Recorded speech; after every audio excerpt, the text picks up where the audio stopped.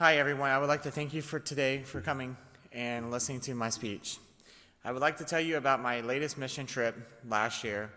I'm not sure if you've heard about it or not, but in a few minutes you will know how passionate I am about mission trips and how much I enjoyed this last mission trip that we went on.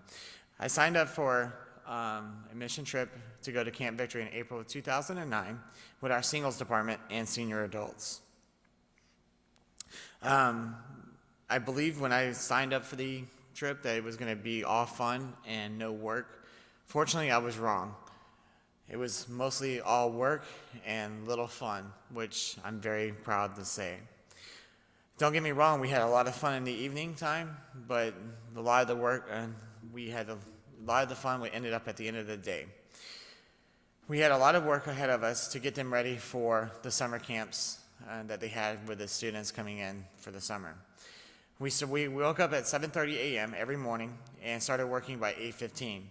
I did stuff that I have never had to do before. For example, they had a heavy rain several days before we arrived there, and we had to build trenches around the buildings so the water would escape the building and go into the ground. I'm a Florida boy, so I was not used to doing something like that, so it was kind of different for me, but it was a challenging and fun, rewarding experience. Our mission trip, also, we had to help students in the camp that they had a homeschool camp, so we had to also help them with that as well. We actually had to chaperone the students, and it was an enjoying experience to see other kids from different areas of the community. Mission trips are not always about doing manual labor. It's also getting out of your comfort zone and doing the work of the Lord. There are mission trips that people go out and spread the word and tell others about the free gift that God has for us. It has opened up my eyes to several things. The first thing it has opened up my eyes to is taking care of others before myself, making sure that others' needs and they're taking care of them as well before taking care of myself.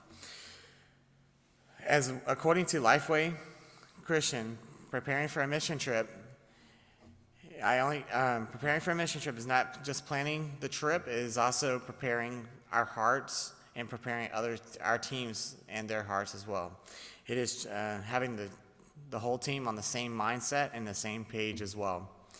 When you arrive at the destination of the trip, make sure that you understand that you do anything and everything that the people that are in charge of the facility ask you to do. Never, ever say no to anything. Don't be afraid to ask questions if you're not sure of an assignment they have given you. Make sure that you ask so that way the assignment can be as completed to the best of your ability as possible. Remember that when you're doing the work, that you're not just doing the work for you to make yourself look good, is to glorify God.